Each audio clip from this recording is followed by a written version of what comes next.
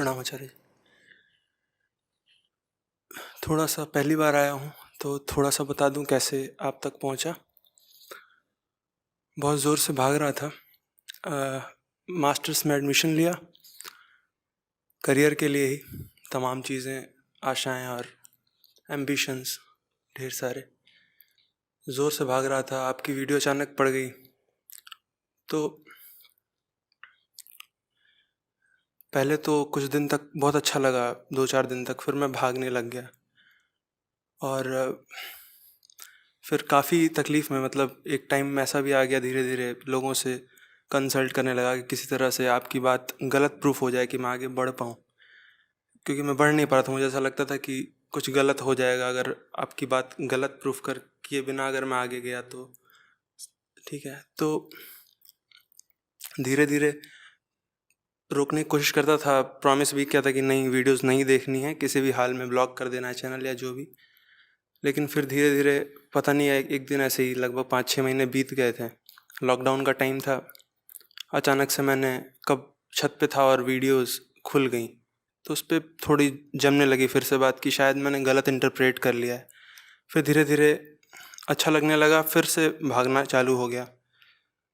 फिर धीरे धीरे आना जाना लगा रहा, फिर ठीक हो गया कि मुझे लगा कि नहीं, अब भागने से काम नहीं चलेगा, जानना पड़ेगा, समझना पड़ेगा।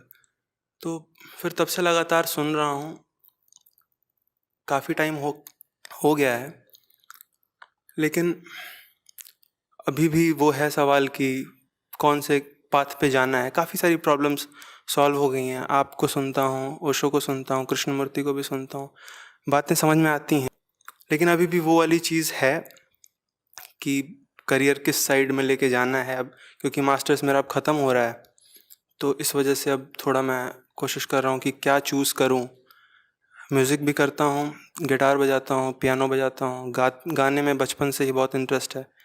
तो आजकल जो आप कहते हैं जगह जगह एक्सपेरिमेंट्स करो, देखो क्या तुमको और शांति देता है, क्या और आंतरिक मौज देता है। तो ये सब चीज़ें करता रहता हूँ। बट अभी भी कभी कभी उन्हीं कामों को करते वक्त ऐसा लगता है कि कुछ चीज़ें छाई हुई हैं दिमाग पे, तो नहीं हो पा रहा है या फिर शायद मेरे लिए है नहीं ये काम। तो डाउट भी बने रहते हैं। तो एग्जैक्टली अभी चूज़ नहीं कर पा रहा हूँ कि कौन कौन से काम करूँ, किस तरीके से और आगे बढ़ूँ, क्योंकि अभी फाइनेंशियल भी इंडिपेंडेंट होना चाहता हूँ। तो ये सब चीज़ें हो रही हैं, आगे क्या करना है इसको लेके थोड़ा मैं फिक्स में हूँ। तो मैंने सोचा कि एक बार आपसे मिल के इस पे बात कर लूँ, फिर ही कुछ डिसीजन लूँ। मार्गदर्शन करें। जितनी बातें बोल रहे हो इनमें कितनी गहराई है, कितना दम है, पहले इसका प्रयोग तो कर लो।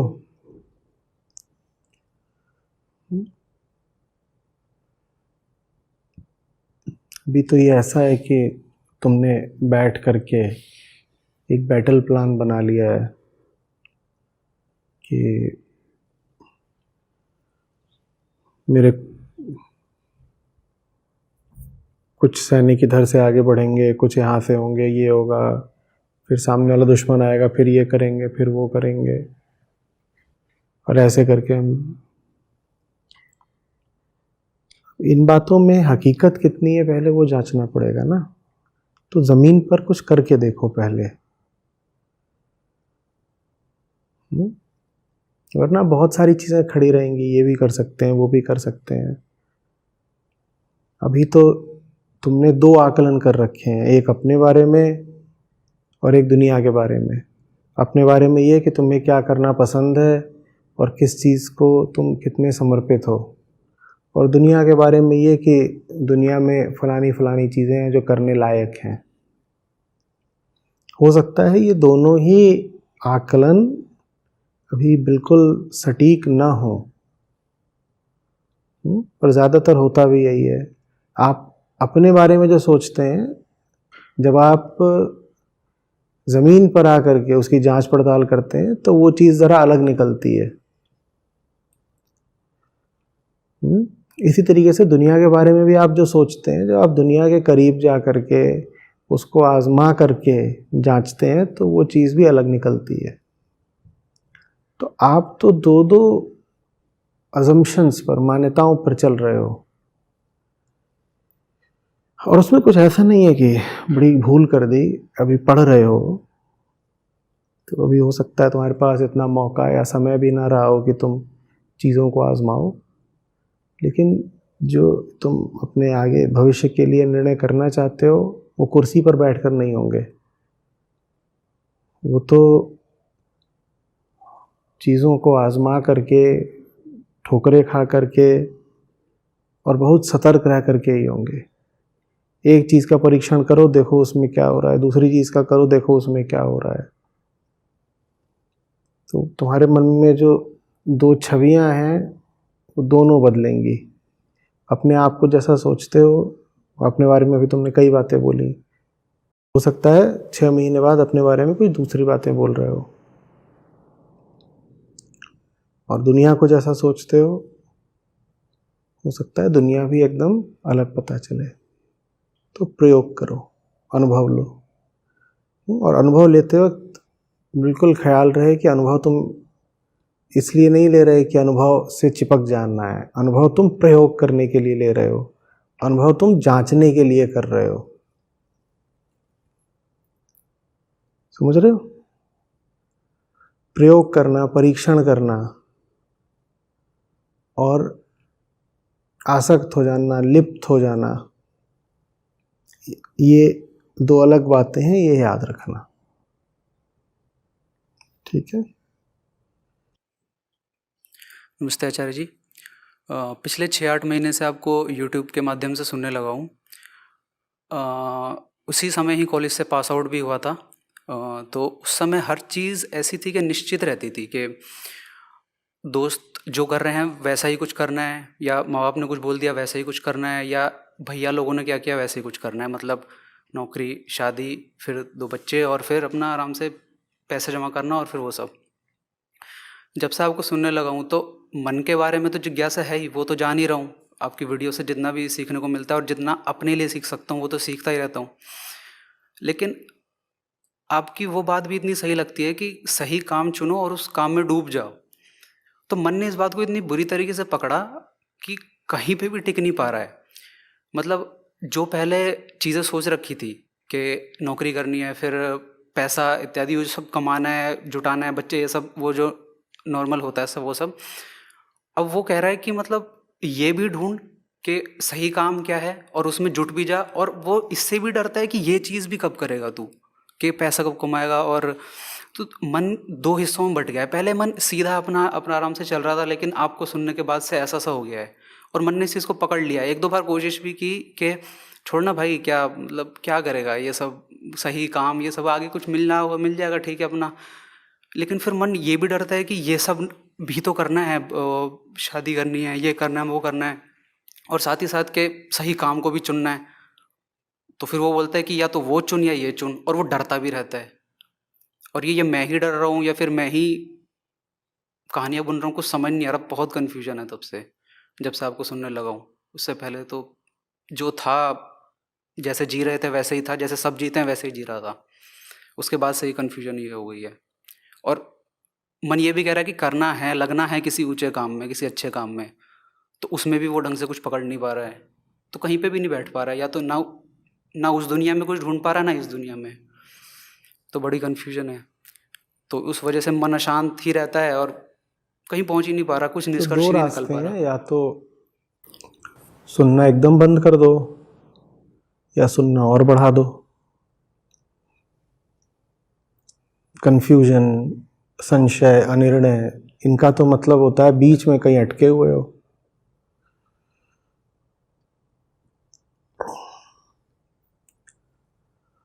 या तो एकदम ही मन को स्पष्ट कर लो,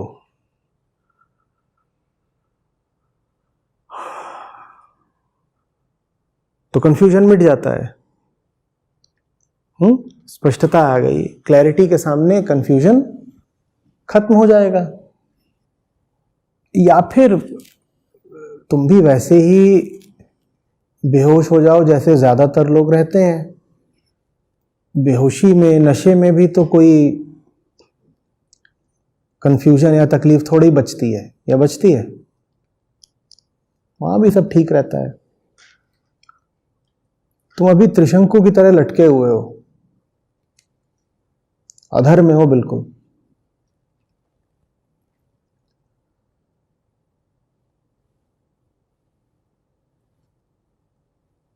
अपनी आदतों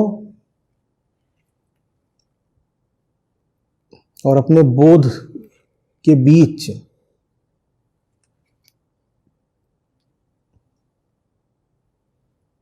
तुम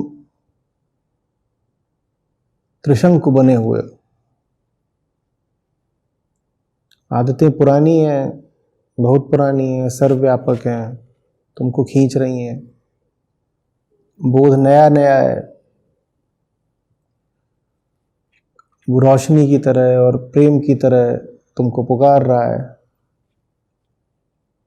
और इन दोनों के बीच में तुम कभी इधर झूलते हो, कभी उधर गिरते हो। ये स्थिति तो निश्चित रूप से असुविधा की है। झंझट में फंस गए हो, न इधर के हो न उधर के हो। तो किधर के भी होके देख लो। मैं तो सलाह ये देता हूं कि तुम बेहोशी की तरफ ही बढ़ जाओ। अगर बेहोशी तुमको रास आ गई तो ये संशय, दुविधा की सारी तकलीफ से निजात मिल जाएगी। और अगर बेहोशी नहीं रास आई तो फिर तुम्हें साफ हो जाएगा कि साहब अब तो होश की तरफ ही बढ़ना है, बेहोशी की दुनिया को अलविदा करनी है। लेकिन यहां बीच में लटके रहने से तो सिर्फ तकलीफ ही झेलोगे। माया मिली न राम।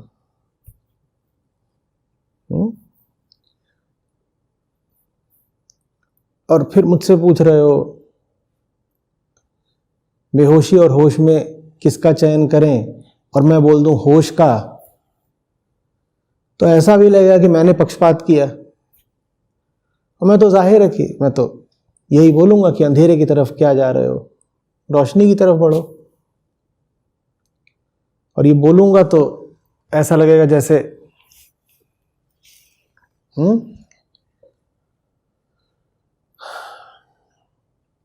मैं ही एक तरफ को झुका हुआ हूं। तो मैं उल्टी बात बोल रहा हूं। आप पूरी कोशिश करिए अपने आप को बेहोशी में डुबो देने की। वो जितनी चीजें तुम गिना रहे हो ना, पैसा कमाऊंगा, फिर ये करूंगा, फिर वो करूंगा, ऐसा करना है, वैसा करना है, उनकी तरफ बढ़ के देख लो ना, उन्हें आजमाने की कोशिश करके देख लो। अगर बात बन जाती है तो फिर कहना ही क्या, अच्छी बात है। भाई अध्यात्म का भी जो एकमात्र लक्ष्य है वो शांति ही है। तुमको अगर वही सब करके शांति मिल जाती है जो पूरी दुनिया कर रही है, तो फिर तुम्हें अध्यात्म की कोई जरूरत ही नहीं है। सच भी हमें इसलिए चाहिए होता है क्योंकि झूठ अशांत करता है। अगर झूठ बेचैन न करे तो सच की कोई जरूरत नहीं। तो कोई पूछे कि साहब इंसान को सबसे पहले चाहिए क्या, सच या चैन? तो जवाब सच नहीं है, इंसान को चैन चाहिए। वास्तव में इंसान सच की तरफ भी अपनी बेचैनी के कारण बढ़ता है। चैन पहली चीज है, क्योंकि हमें बेचैनी ही तो परेशान करती है ना। झूठ के साथ भी अगर चैन मिल रहा हो तो बढ़िया बात है, ले लो, ले लो। या ये देख लो कि जो लोग झूठ में जी रहे हैं उनकी जिंदगी आंतरिक तौर पर कितनी छटपटाहट और बेचैनी से भरी हुई है, ये देख लो।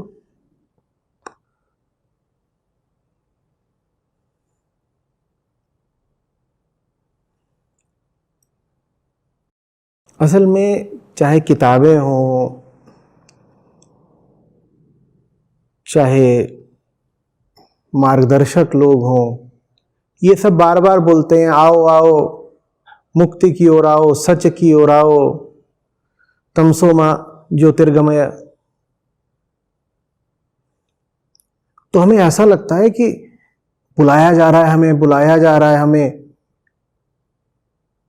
कहीं हमें फंसाने के लिए तो नहीं बुलाया जा रहा। जरूर जो बुला रहा है उसका कोई स्वार्थ होगा अपना, तभी वो हमें बुला रहा है। रोशनी की ओर बुला रहा है, फिर रोशनी में बुला के लूट लेगा। तो फिर हमें किताबों पर शक होने लगता है, उन किताबों के लेखकों पर, ऋषियों पर शक होने लगता है। इसलिए मैं आपसे कह रहा हूं, आप उन्हीं घनघोर अंधेरों में गुम हो जाएं, घोंसला बनाएं, दुनिया बसाएं, क्या पता सुख मिल ही जाए, क्या पता वहीं शांत हो जाए। और अगर वहां नहीं शांत होते तो फिर एक मन के साथ एकाग्र हो करके, सुनिश्चित हो करके होश, सच और रोशनी की तरफ आना।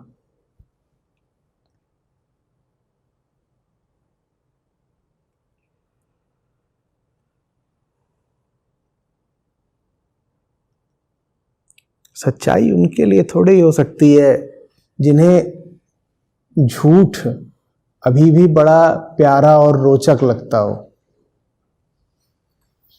कि हो सकती है, और झूठ बड़ा रोचक होता है। क्या खुशबुएं होती हैं, क्या अदाएं होती हैं, लहरें उठती हैं, फूल खिलते हैं, रोशनियां जगमगाती हैं। जब तक वही सब तुमको प्यारा प्यारा लग रहा है, तब तक सच की ओर तुम वैसे भी बढ़ नहीं पाओगे। पहले झूठ का झूठ तो देखो, पहले झूठ से घिन आनी तो शुरू हो।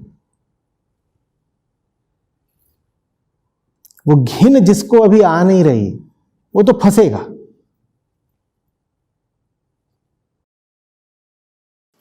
प्रणाम आचार्य जी। मैं आपको करीब करीब 1 साल से सुन रहा हूँ और काफ़ी क्लैरिटी मिली है, खासकर करियर को लेकर के और रिलेशनशिप्स को लेकर के। बहुत चेंज आया है। जो बहुत कुछ करना चाहता था वो सब एक तरीके से ड्रॉप कर दिया है सब कुछ।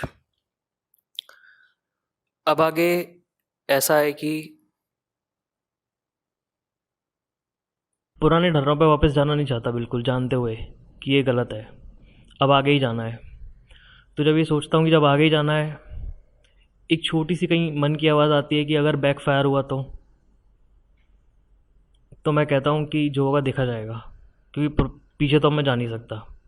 अब एक टर्निंग पॉइंट पर हूँ, तो मैं आपसे बस यही सलाह चाहता हूँ कि किन चीज़ों का ध्यान रखूँ, कहाँ मैं चूक सकता हूँ, कैसे अपना आकलन छोड़ा करूँ। नहीं जाता बेटा, कुछ समुचित करने के लिए पाना भी पड़ता है।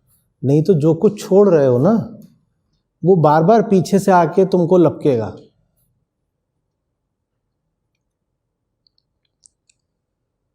खाली जगह छोड़ोगे अगर, तो 10 लोग उस पर बैठने के लिए आतुर हो जाएंगे, जैसे रेलवे का जनरल डब्बा हो।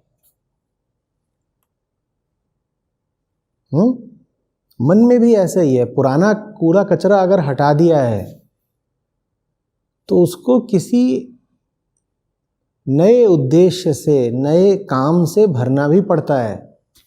ये नहीं कह सकते तुम कि मैं अभी तक जो कुछ कर रहा था वो सब मुझे व्यर्थ लग रहा है, वो मैंने हटा दिया है और अब जिंदगी बिल्कुल बेरंग है, सूनी है। ऐसे नहीं काम चलेगा।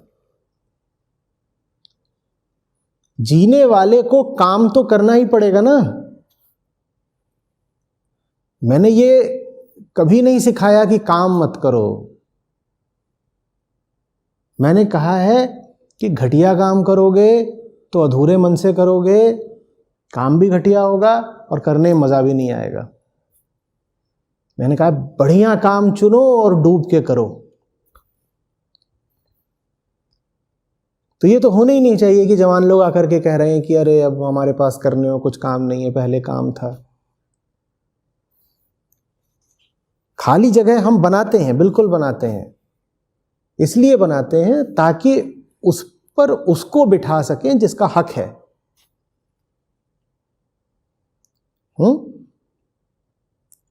मंच है, उस पर मुख्य अतिथि की जगह है और उस पर आकर के इधर उधर लंगूर सब बैठ गए हैं।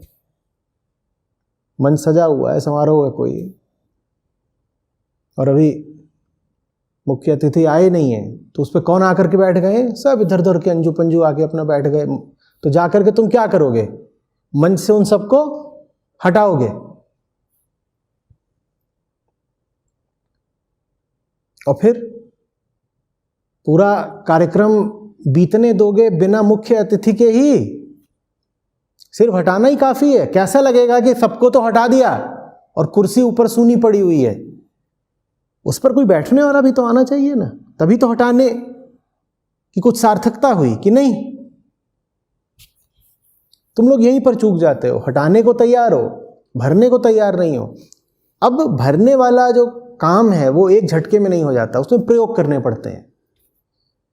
एक चीज आजमाओ, थोड़ा आगे बढ़े, फिर थोड़ा आजमाओ, फिर थोड़ा आजमाओ, तभी मैं कहता हूं उसमें निरंतर श्रम लगता है, क्योंकि एक काम करना पड़ेगा, उसका सही गलत पहचानना पड़ेगा, फिर अगली सीढ़ी, फिर अगली सीढ़ी, फिर अगली सीढ़ी, इस तरह से निरंतर यात्रा है जीवन।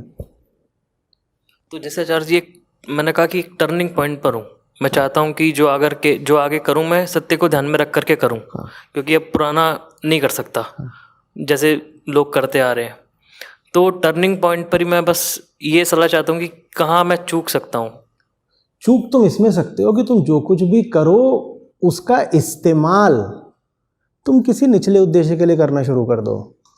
देखो, सत्य को ध्यान में रख कर करूँ, ये बात थोड़ी स्पष्ट नहीं होती है। सत्य को ध्यान में रख कर के कुछ नहीं किया जाता, जो भी किया जाता है वो सत्य को समर्पित किया जाता है, सच्चाई को। किसी के पास कोई डिग्री है, किसी के पास कोई कला है, किसी के पास किसी तरह का ज्ञान है, और दुनिया में इस सब तरह के लोगों की ज़रूरत है। विज्ञान के लोगों की भी ज़रूरत है, आर्ट्स के लोगों की भी ज़रूरत है, आर्किटेक्चर वाले की भी ज़रूरत है, इंजीनियर की भी ज़रूरत है, नर्तक की भी ज़रूरत है, वकील की भी ज़रूरत है, इन सब की ज़रूरत है। बात यह है कि वकालत में किसकी पैरवी कर रहे हो, किसको जिताना चाहते हो। समझ में आ रही है बात? बात यह है कि एमबीए करा है तो किसकी मार्केटिंग कर रहे हो, क्या बेचना चाहते हो। समझ रहे हो बात को? यही ख्याल रखना होता है कि जो कुछ भी मैंने हासिल करा है, डिग्री, नॉलेज, मन में जितनी ज्ञान संपदा है, मैं उसका उपयोग किस उद्देश्य के लिए कर रहा हूं, बस ये ध्यान रख लेना। कोई भी चीज व्यर्थ की नहीं होती। दुनिया में जितनी भी कलाएं हैं और जितनी भी तरह का ज्ञान है, सब बढ़िया है अगर उसका इस्तेमाल बढ़िया है, और सब व्यर्थ है अगर उसका इस्तेमाल बेकार है।